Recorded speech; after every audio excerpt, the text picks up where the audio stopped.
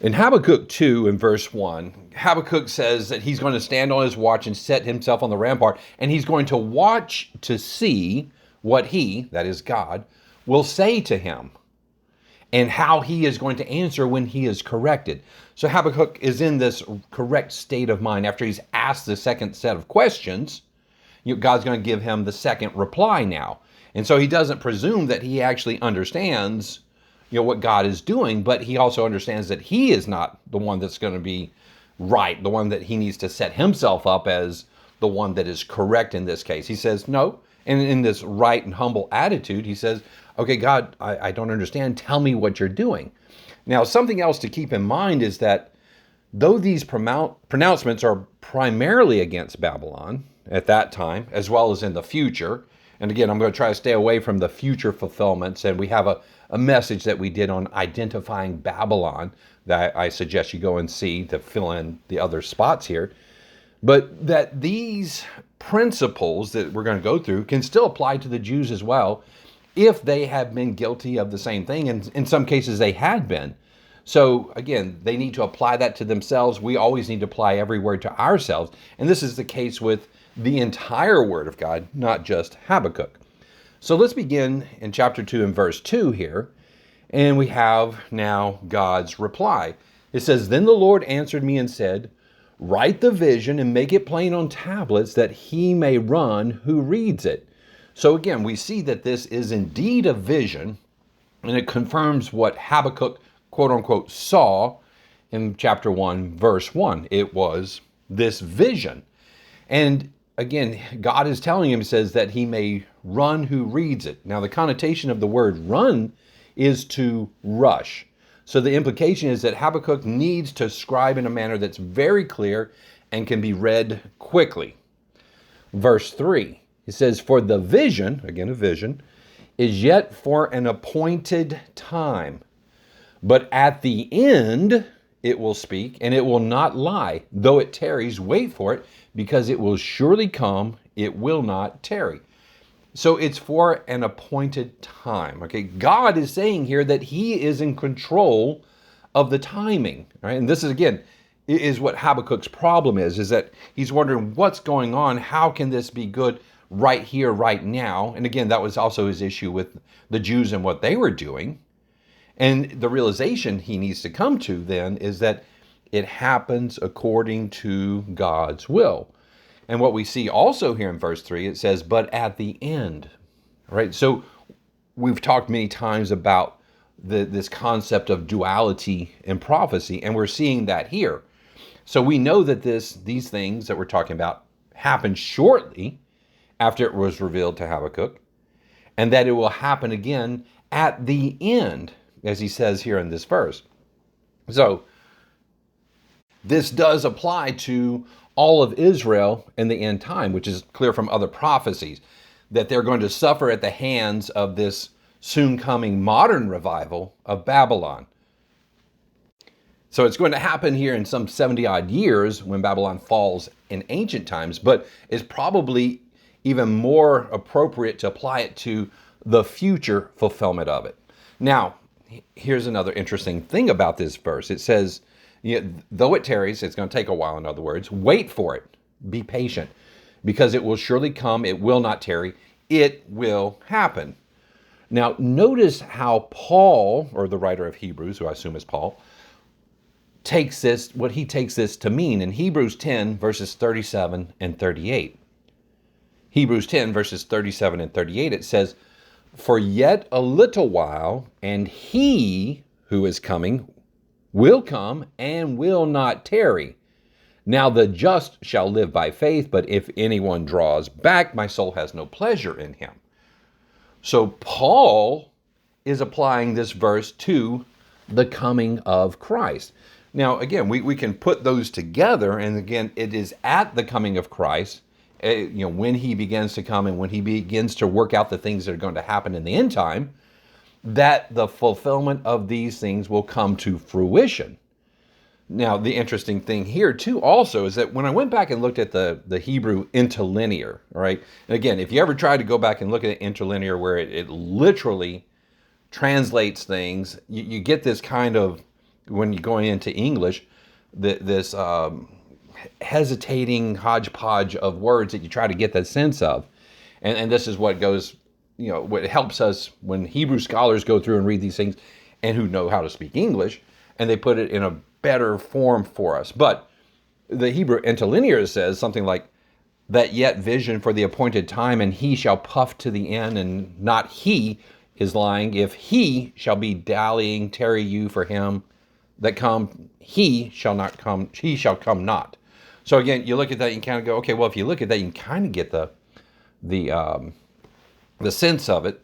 But the thing that kind of struck me was that it was talking about he. Now, without getting into all the genders of pronouns and whatnot, it's interesting that the Brenton Septuagint translations, when it translates this verse in Habakkuk, it says, for the vision is yet for a time, and it shall shoot forth at the end, and not in vain. Though he should tarry, wait for him, for he will surely come and will not tarry.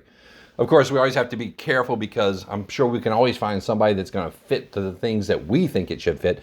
But I thought it was interesting that they went and translated the Old Testament in light of Hebrews and the New Testament.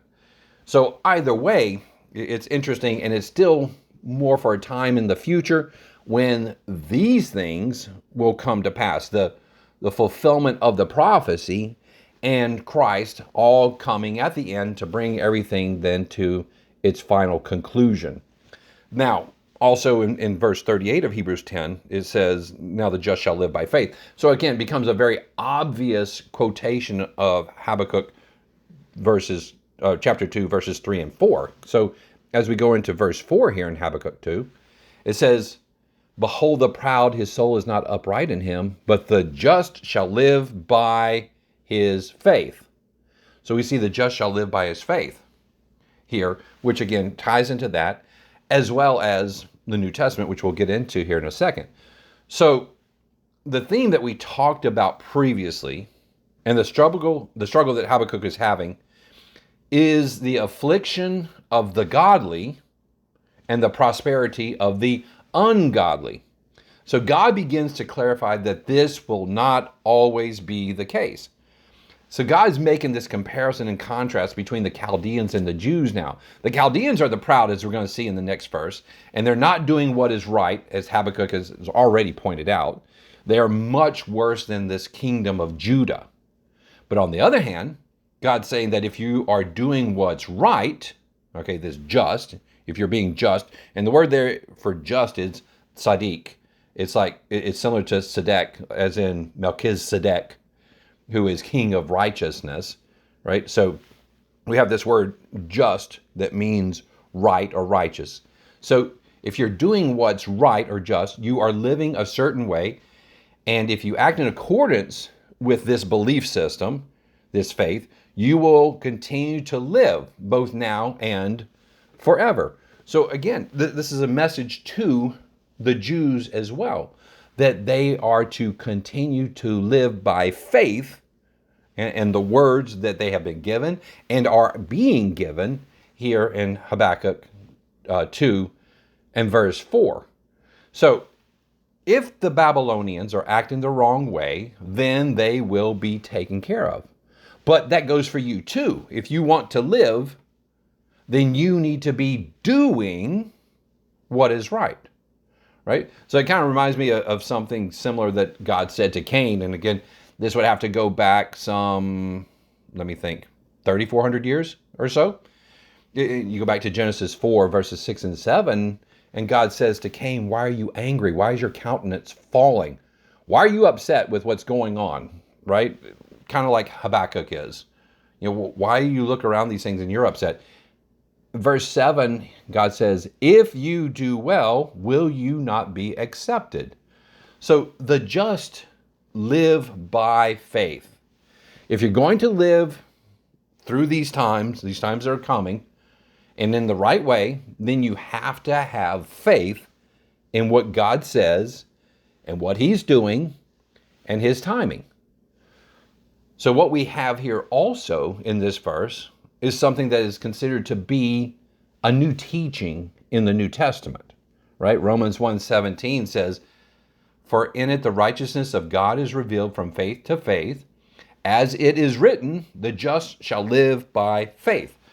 So a lot of times when people read this, they have no idea that Paul is actually quoting the Old Testament, and in this case, Habakkuk 2, verse 4. So they think, though, that this was implemented, this saying here, because Romans, you got the 4 gospel acts, then Romans. Christ died at the end of the Gospels, the beginning of Acts, and now you're already here to Romans, and it says, okay, well, this has all happened after Christ came and did away with the law. But this is not true. How could it be if Christ had not yet come here in Habakkuk 2, verse 4, and Paul's actually quoting the Old Testament? He's quoting Habakkuk. God did not do away with the law, and still the just or the righteous, those who must do what is right and live by faith, right? Okay. And again, remember, your commandments are righteousness. That's what Psalms 119, 172 says. That's in the Old Testament. So James also says what? That a man is justified by works, not by faith only, and that faith without works is dead. So we have all these things that we have to put together, right? And my point, the main point that I want to make here is that this was said before Christ came, is that the just shall live by faith. And it's also said that the law is not done away with, and that you have to live by the commandments, which are righteousness. So the point is that you cannot go through and throw away the whole Old Testament. You cannot go and throw away the whole law. When you read this in Romans 1:17, that the just shall live by faith, it makes absolutely no sense. And we have to be careful when we just go say, oh yeah, all I have to do is believe. Well, the demons believe. They're not going to be there. They know that there's a God. So it's more than just believe. Now, so what we have here then is God's answer is that he will judge the Babylonians too. But in the meantime, his people are to live by faith in him.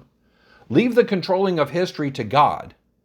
We do not always know what's going on and how things are being worked out. So we must live by faith that God is controlled. God's in charge. God knows what he's doing, and that he is a just God, and all things are going to work out exactly the way they are supposed to. Now, moving on, God pronounces, as it were, the sentencing for the 5 woes. There are 5 woes from here to the end of the chapter that we're going to go through. So beginning in verse 5, okay, we start to introduce into these 5 woes. It says, indeed, because he transgresses by wine, he is a proud man, right? And he does not stay at home, because he enlarges his desire as hell, and he is like death and cannot be satisfied. He gathers to himself all nations and heaps up for himself all peoples. So indeed, because, yes, he's saying, moreover, here's the way some of the other translations have it, which I kind of like. He says, how much more is the connotation with this comparison between the Jews and the Chaldeans. And in fact, this is what Habakkuk has been saying, and God is now, in effect, saying that. Okay, so how much more, then, should this be the case? So, okay, we're going through this, and we're saying, okay, yeah, okay, I'm on board. I see how that would be the case. And so he says, he transgresses by wine. Now, this is apparently one of the problems of the Babylonians, I think we noted last time, in Daniel 5, verses 1 and 2, that the very night that Belshazzar, the king of the Chaldeans, was slain, they were drinking and they were getting drunk on alcohol, which I think diminishes self-control. And when this happens, you're much more likely to sin and commit the atrocities that they were infamous for. So it played a significant role in the history of the Babylonians and Chaldeans. And by wine, they transgressed.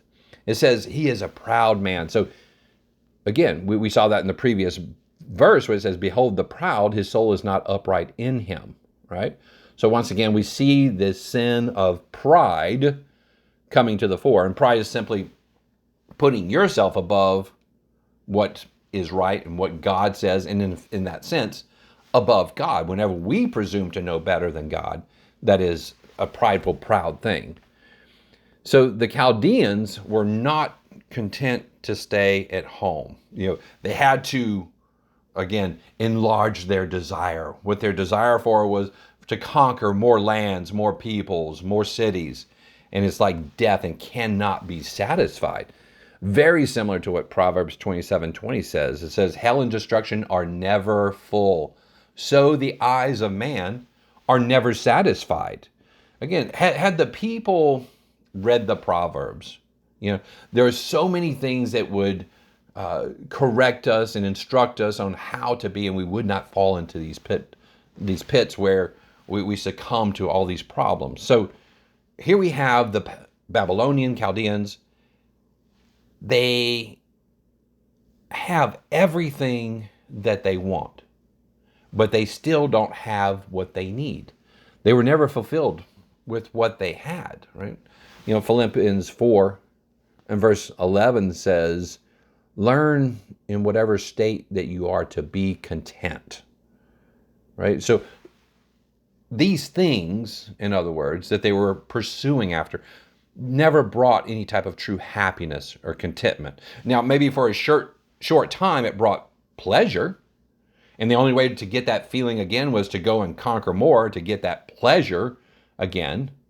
But after that temporary state of euphoria would come and go, the king and the Babylonians were never, ever left satisfied. And so they gather themselves nations and they heap up for themselves people. In other words, they would take the people captive, as he was going to do to the Jews in short order. But again, it was this gathering of goods and materialism and things that they were trying to, again, find something that was going to make them happy and be fulfilled. Yet they never could, because those were not the things to bring true happiness. So now we come to the first woe. And it says, will not, in verse 6, Habakkuk 2, verse 6, will not all these take up a proverb against him, a taunting riddle against him, and say, woe to him who increases what is not his? How long? And to him who loads himself with many pledges. Verse 7, will not your creditors rise up suddenly? Will they not awaken who oppress you, and you will become their booty? Verse 8, because you have plundered many nations, all the remnants of the people shall plunder you. Because of men's blood, the violence of the land and the city, and all who dwell in it. So this is a parable that is not going to be understood by the Babylonians. In much the same way that Christ spoke in parables in the New Testament, they were not meant to make things clear, but they were so that they would not be understood. So there's going to be this saying among the peoples that the Chaldeans, who the Chaldeans have harmed. Okay, they're going to be using this taunting riddle. The explanations are riddles to their captors, right? And in Hebrew, there's a sense that they're being mocked by the people around them. So the way that this is marked in the New King James Version, it's being said that it is by the oppressed. They're the ones that are pronouncing or saying this riddle. So in this case here, it would be the Jews. What's unclear is whether every woe is pronounced by the Jews in a similar way in every type of refrain that's going to come. Now, it's not marked that way, but again, they're using single quote marks here in the New King James Version to show that, okay, the Jews are saying this here, but then they don't use a single quote further down the road.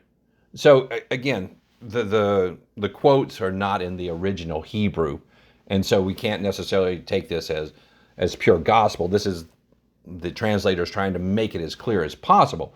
But it could be because of all the woes that are pronounced, this one is the most difficult, I would say, to understand because it's couched in a little bit of I don't know, I guess nebulous words here. It says, woe to him who increases what is not his. Okay, if you just said that out of the blue without the context around it, nobody's going to know.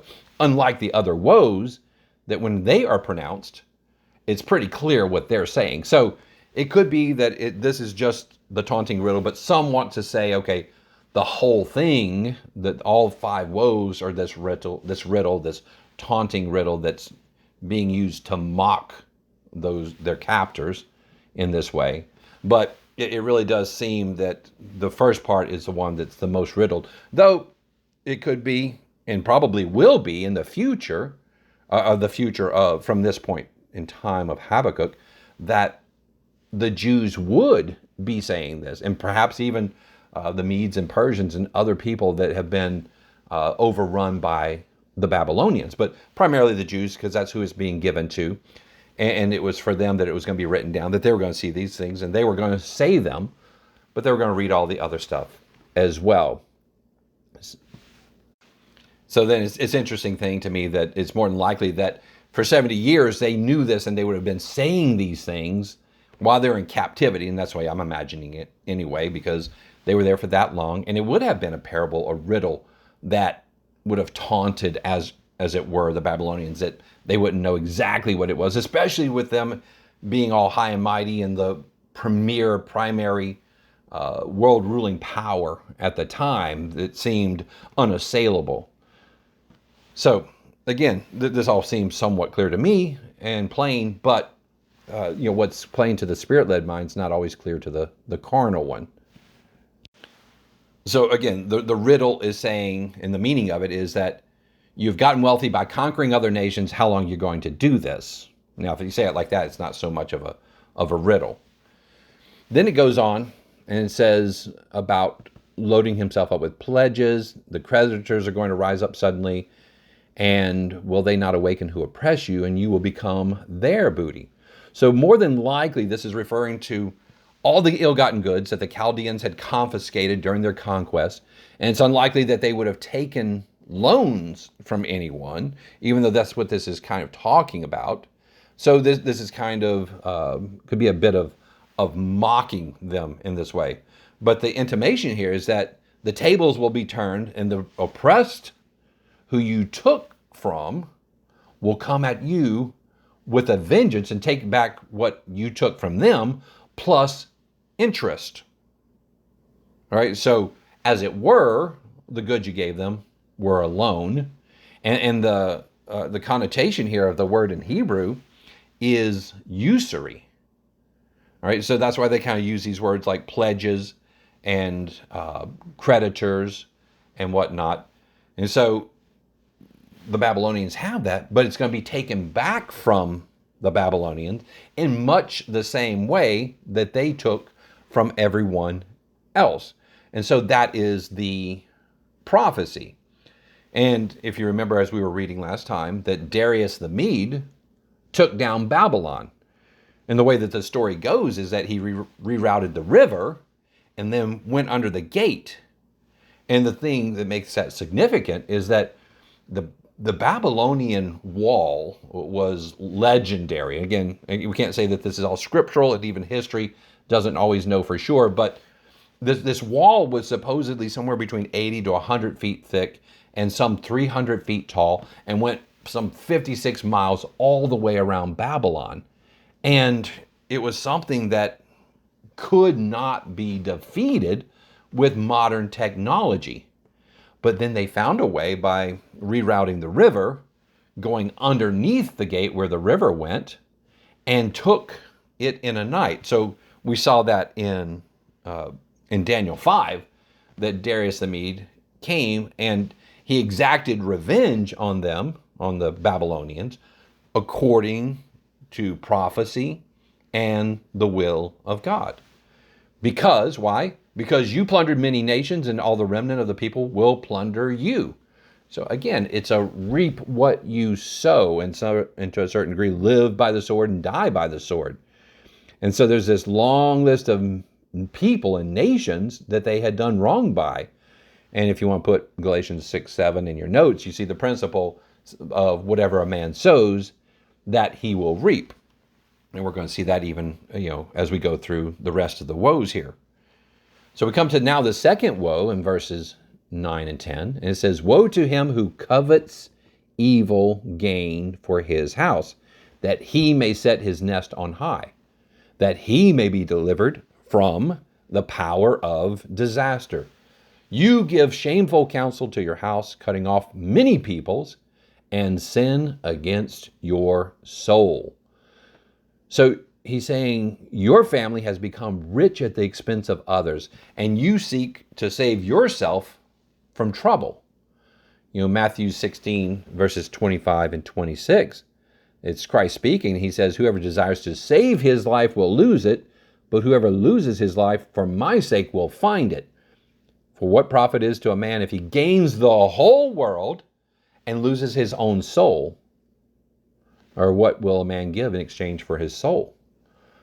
So again, the Babylonians were looking to, make their life the best possible and as secure as possible, by making these, as it were, nests up on high, like an eagle's nest, which, men could not get up to and conquer. And so that they would not have to deal with the trouble, and they were able to save themselves from the powers that were coming.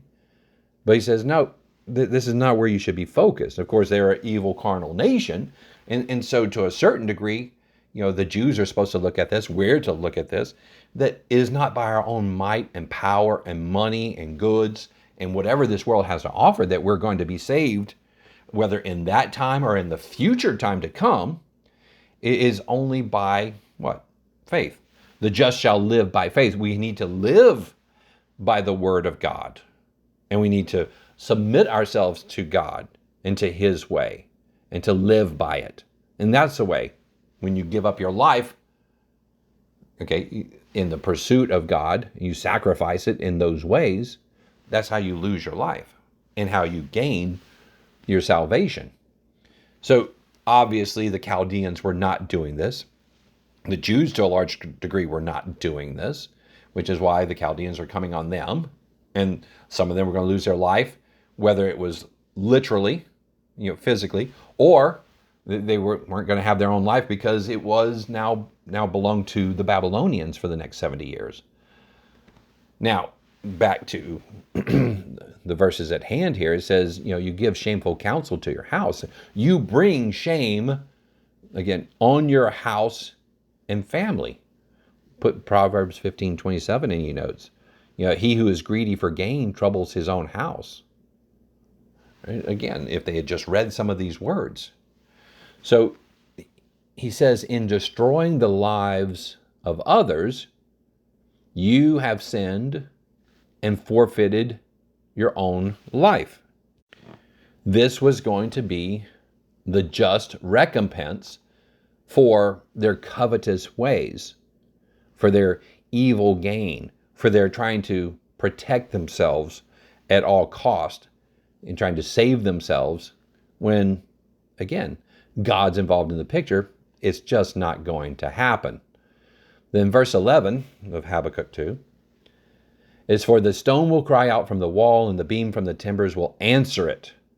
So they gave this shameful counsel to their house in verse 10.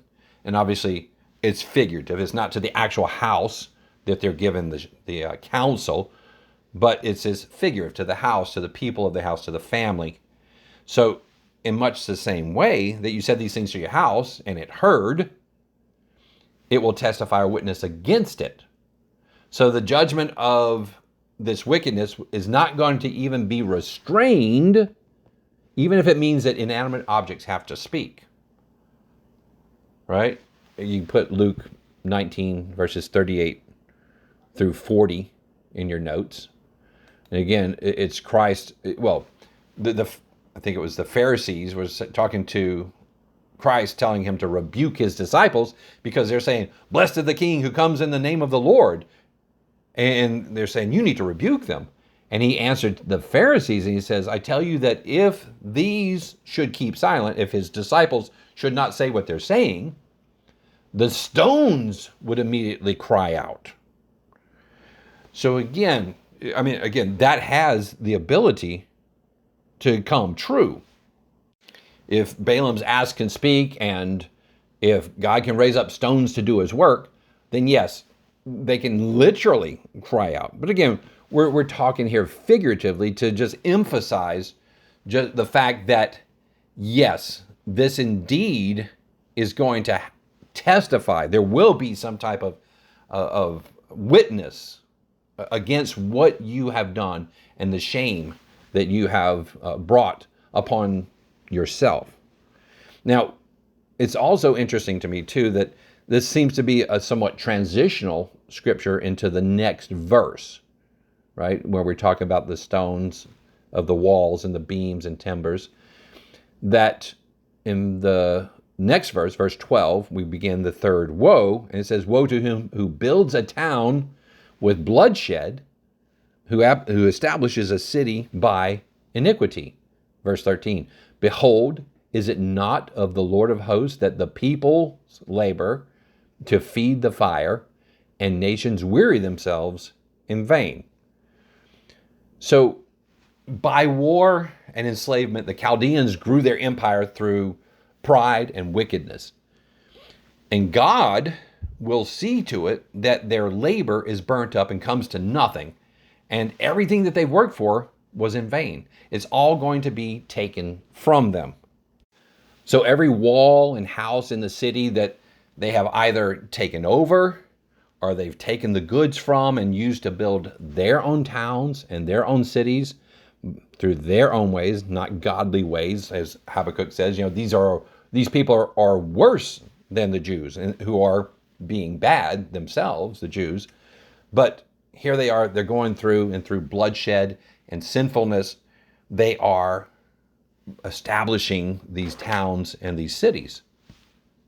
And God says that everything that you have done, okay, is only going to be fuel for the fire. And that you've done it all in vain. It's like all this work and effort and time and the thinking that you put into this is all going to come to naught, because I will see to it. And then verse 14, he says, "For the earth will be filled with the knowledge of the glory of the Lord as the waters cover the sea." So what we have here then is this obvious millennial verse. And we have to say, okay, is this now, how does this apply to verses 12 and 13?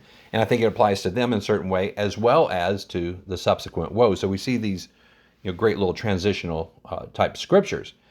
But what we need to make note of here is that this, I think, emphasizes the point that this prophecy of Habakkuk is both for that time as well as in the future, whenever he starts obviously relating to these. In Hebrews 11 and verse 9 and 10,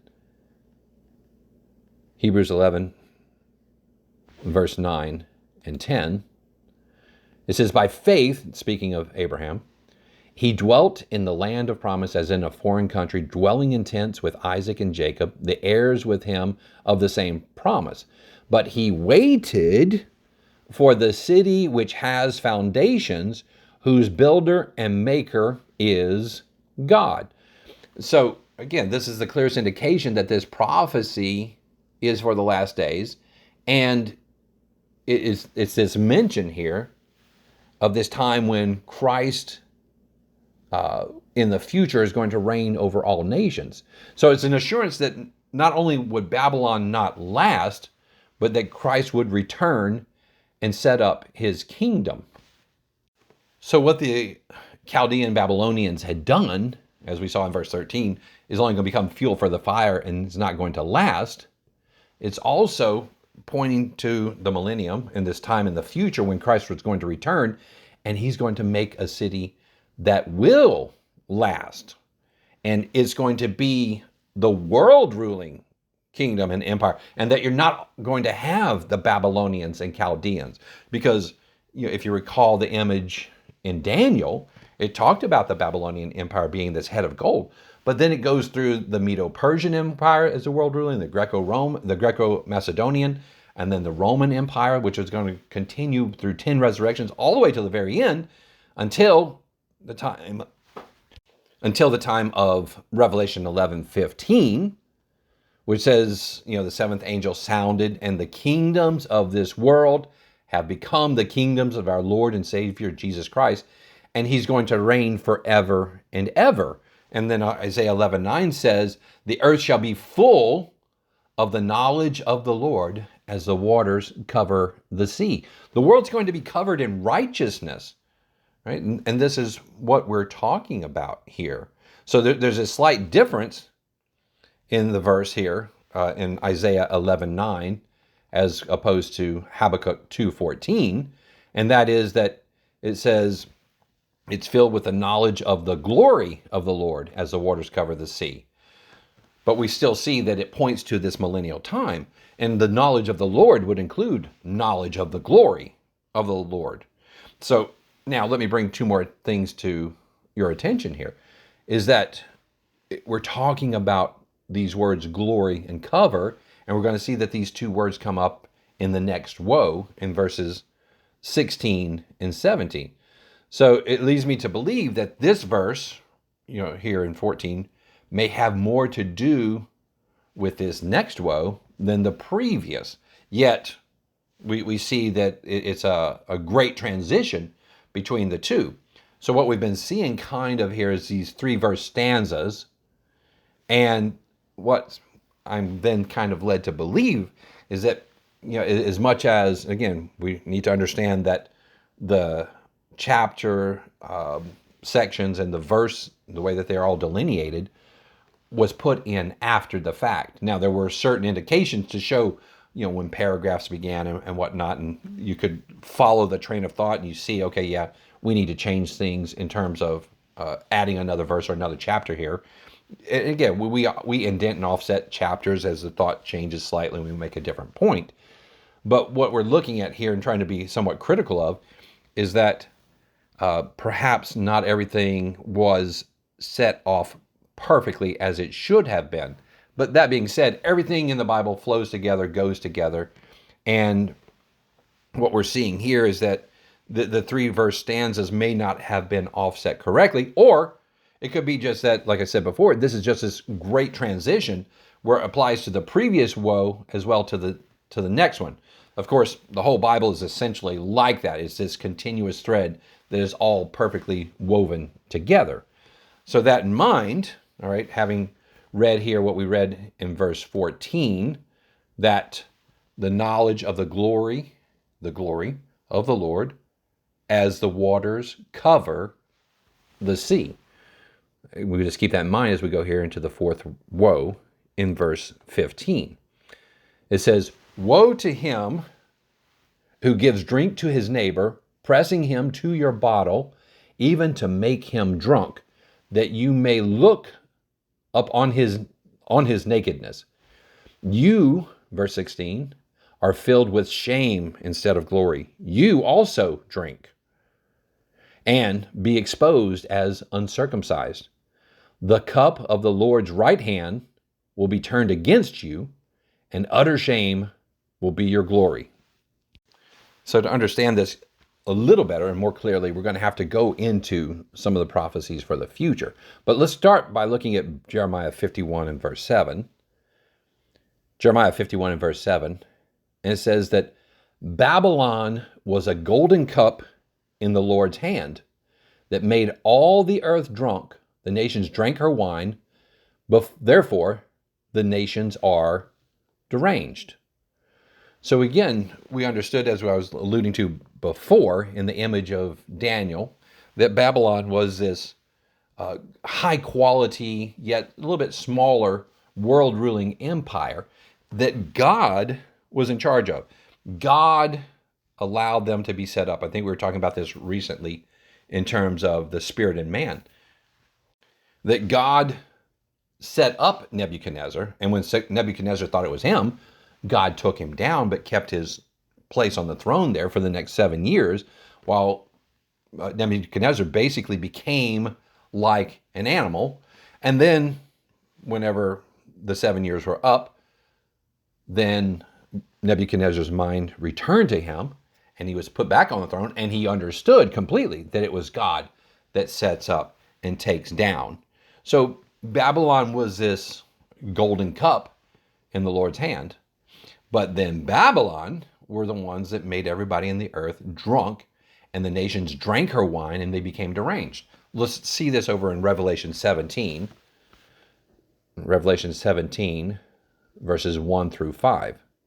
Revelation 17, verses 1 through 5. Again, we're talking about Babylon in the future, which, again, remember, the prophecy in Habakkuk was a dual prophecy for their time as well as the future. And this is the future one that, again, for the most part, we're staying away from today. But you'll have to go back and look at the message that was done on identifying Babylon that we did sometime in the past. Now, Revelation 17 and verse 1 says, Then one of the seven angels who had the seven bowls came and talked with me, saying to me, Come, I will show you the judgment of the great harlot who sits on many waters. So a harlot is a spiritually unclean and defiled church. Again, we're going to show this in verse 5 that this is all Babylon, but let's hold on until then. And again, we see then here that it is judgment that is going to come upon Babylon in the future. So you're going to have all these things that are going to happen, this beast power that comes into play and is going to do these similar things in the Babylonian system. And they, again, if we can learn the lesson of Habakkuk, will get what's coming to them. It will be just. You do not get to do the things you do with impunity. So here he is, verse 1, come and see the judgment of the great harlot Babylon, okay, who sits on many waters. With whom, okay, verse 2, with whom the kings of the earth committed fornication. All right, we're going to tie all this back into what we're reading in Habakkuk, right? So all the kings of the earth committed fornication, and the inhabitants of the earth, okay, those who were under the rule of the kings, all the people, as well as all the leaders of the earth, were made drunk with the wine of her fornication. So he carried me away, this is John speaking about the angel, in the spirit into the wilderness, and I saw a woman sitting on a scarlet beast, which was full of names of blasphemy, words against God. Having 7 heads and 10 horns, the woman was arrayed in purple and scarlet, adorned with gold and precious stones and pearls, having in her hand a golden cup, right? That's what we were just reading before, but it was full of abominations. So it had all the trappings of true religion without the substance of it. And, okay, so having in her hand a golden cup full of abominations and the filthiness of her fornication. Verse 5, and on her forehead a name was written, Mystery Babylon the Great, the mother of harlots and of the abominations of the earth. So what we have here then is that Babylon makes them spiritually drunk by the wine of fornication, which is her impure doctrine and practices. So we're reading this now in the context of understanding what the fourth woe was talking about. And that is that you, speaking of the Chaldeans, make them drunk and look on their nakedness. All right. So again, these are components of what's being talked about here, that they're drunk, and it's wine of fornication. So of course, yes, they are getting naked because they're becoming spiritually drunk with these doctrines and these practices. So they're taking off how they were, quote unquote, dressed before, right? So perhaps they were clothed with God's ways or a semblance of it, but now they are uncovered. So they're not covered by the knowledge of God, right? As the seas are covered by water. They're not covered by the knowledge of God or the knowledge of the glory of the Lord, but they're lying naked, exposed by the leaders of Babylon. So this has happened before, and it's going to happen again. And the Babylonians are going to, again, reap what they have sown. And that's this abominable treatment of others is now going to come back on them. Isaiah 47, verses 1 through 3. Isaiah 47, verses 1 through 3. We see that what comes around goes around here, and that God is watching, God's in charge. God is not going to allow injustice to reign forever. Isaiah 47, verse 1. He says, "Come down and sit in the dust, O virgin daughter of Babylon. Sit on the ground without a throne, O daughter of the Chaldeans. For you shall no more be called tender and delicate. Take the millstones and grind meal. Remove your veil. Take off your skirt. Uncover the thigh. Pass through the rivers. Your nakedness shall be uncovered. Yes, your shame will be seen. I will take vengeance, and I will not arbitrate with a man."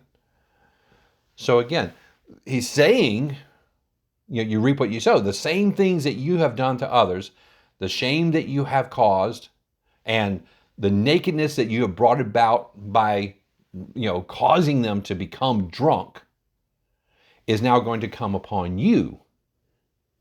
And it is God that's going to do it. And he's not going to negotiate.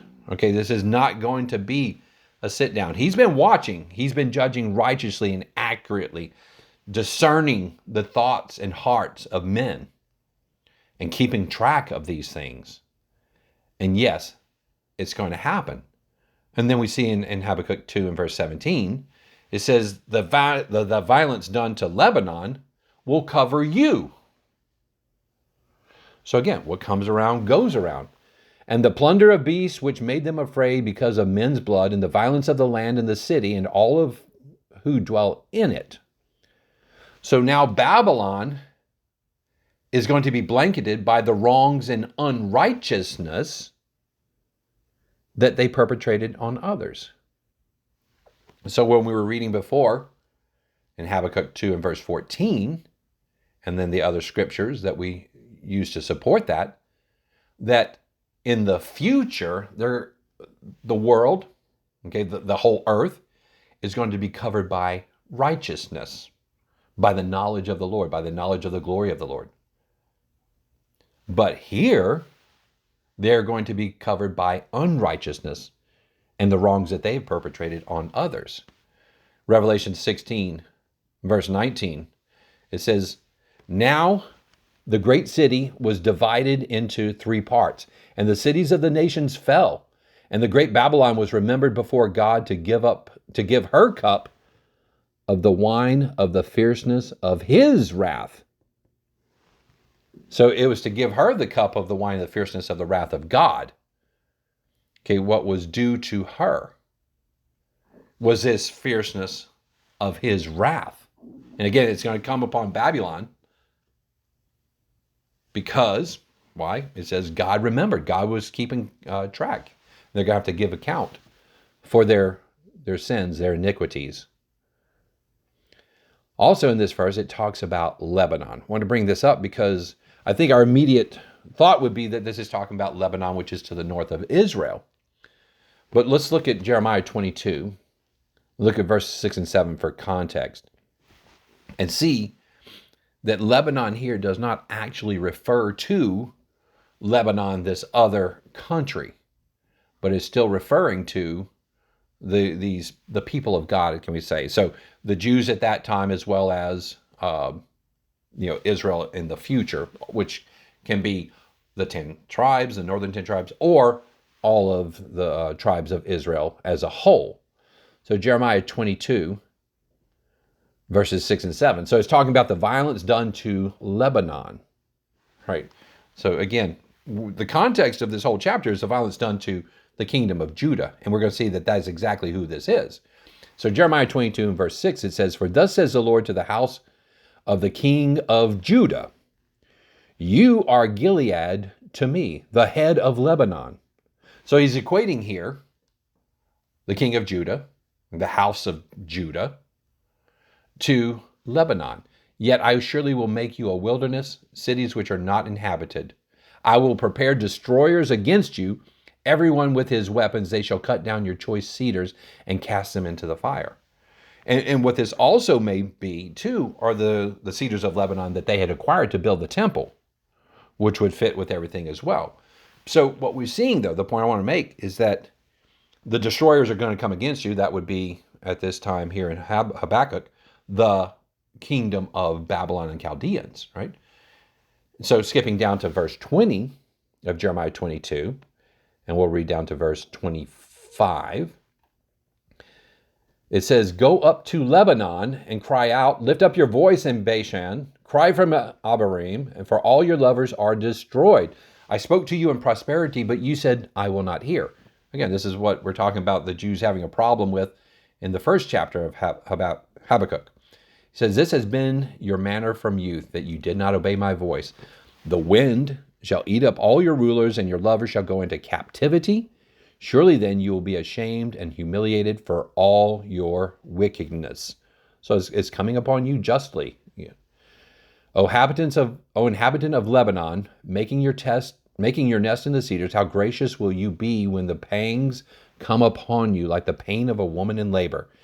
As I live, says the Lord, though Jeconiah, the son of Jehoiakim, the king of Judah, were the signet of my right hand, yet I would pluck you off.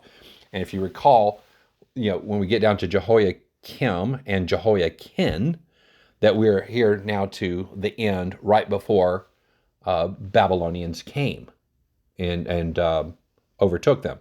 Now note verse 25.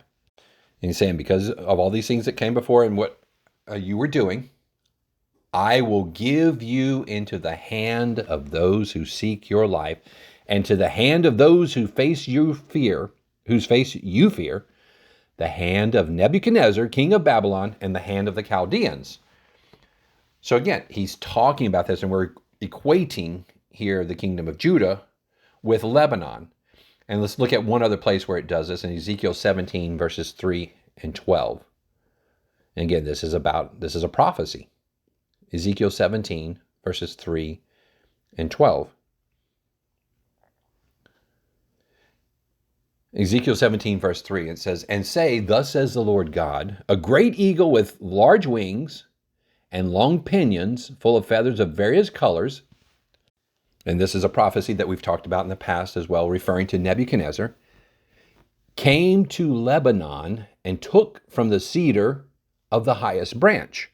Verse 12, "Say now to the rebellious house, do you not know what these things mean?" Explaining the vision from before. "Tell them indeed, the king of Babylon went to Jerusalem, took its king and princes, and led them with him to Babylon."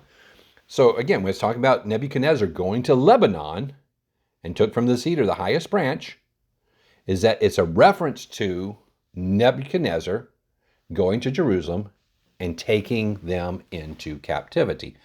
So to me, it's very clear here, and I just go through that just a little bit more because it's not that obvious when it says the violence done to Lebanon will cover you. So it's the violence that Nebuchadnezzar, or the king of Babylon and the subsequent ones, did to the kingdom of Judah is now going to come back on them, and they're going to be covered with that same unrighteousness that they had meted out to everyone else. So let's continue with the final and fifth woe. And I think we're going to see here once again that a verse can precede the actual declaration of the woe. And it ties into the previous woe as well. And we see this in Habakkuk 2 and verse 18.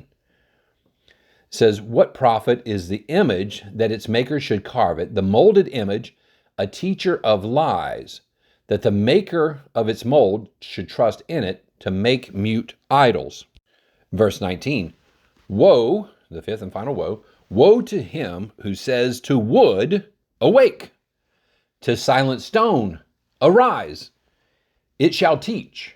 Behold, it is overlaid with gold and silver, yet in it there is no breath at all." Again, a very simple and straightforward allusion to idolatry right? In Habakkuk 1 and verse 16, if you recall, we were talking about how they would sacrifice to their net or burn incense to their drag net, right? They were in the habit of making gods, as it were, out of anything and everything. So out of sticks and stones. And they're saying to it, okay, teach us. They're I'm not sure how their processes went and how they got to divine what they were going to say out of them, but this is the way that they were being taught. And if I, were to assume a certain thing and know just how people are in their nature and carnality, is that the religious leaders of the time would just say whatever they wanted, whether it was to curry favor for themselves or to say what the king wanted to hear, or perhaps they're being led by demonic forces. Nonetheless, sticks and stones don't say anything. And it doesn't matter if you cover them up with gold, silver, or any other precious metal. They are just inanimate objects. And because of this, there's going to be this retribution, this recompense on them. Isaiah 42 and verse 17 says, they shall be turned back, they shall be greatly ashamed, who trust in carved images, who say to the molded images, you are gods. So if you do that, yeah, it's going to come back on you. You're going to be turned back and you're going to see the error of your ways. Then also in just a couple of chapters later, in Isaiah 44, verses 9 and 10, it said, those who make an image, all of them are useless. And their precious things shall not profit. They are their own witnesses. They neither see nor know, that they may be ashamed. Who would form a god or mold an image that profits him nothing? Again, the reality of it is, let's call a spade a spade. This is just silliness. So the reality is that idolatry is simply putting anything before God and His word. So whatever Babylon is going to put forth that is not of God, that's wrong. And it's going to lead them astray, it's going to lead you astray, and off the path of righteousness. So when we look at this in even the bigger scheme of things, in terms of what they were doing in the past, as well as what they're going to do in the future, again, all these things, if they put before God, they're going to be idolatry, and woe to them if they do those things. And I'm trying to say is that we do need to broaden our horizon on this and see that, again, what is it? Whether it's a person or materialism or fame or money, whatever it is, if you put those things before God, or if anybody puts those things before God, those are false idols. Okay, that is idolatry. And there's going to be a just recompense on that. So then finally, in Habakkuk 2 and verse 20, he says, but the Lord is in his holy temple. Let all the earth keep silence before him. So it says, but the Lord is in his holy temple. So they're doing all these things with sticks and stones, and they have no breath in them. He says, you're looking in all the wrong places, because God's in his holy temple. He's not in wood. He's not in stone overlaid with some precious metal. And so the Chaldeans are looking in all the wrong places for guidance. Again, like I said, as everybody is today still too, and as the Babylonian system in the future is going to push on people, as we're talking in Revelation 17, they're going to lead people astray with false practices and doctrines. So he says, let all the earth keep silence before him. So it's interesting that the admonition to the world is the example that Habakkuk follows at the beginning, right? What does he say? In verse 1, he says, I will be quiet and see what God has to say, right? So this is what the admonition is at the very end to everyone, whether it's the Chaldeans, Babylonians, or the Jews, or us, or everybody since. It is keep quiet before God. Okay, let's put him first. Psalm 76, verses 8 and 9 says, you caused judgment to be heard from heaven. The earth feared and was still. when God arose to judgment to deliver all the oppressed of the earth.